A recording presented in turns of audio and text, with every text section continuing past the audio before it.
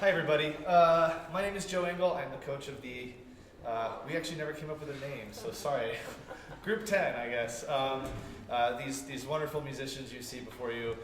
Thank you all again for coming out to support all of your friends and family as they perform today. It's one of the hardest things you can do to play for anybody, but especially people you know. So congratulations to everyone who's played so far. Wonderful job. The piece we're going to play for you today is the Capriole Suite for String Orchestra by Peter Warlock. Warlock was a late 19th, early 20th century composer.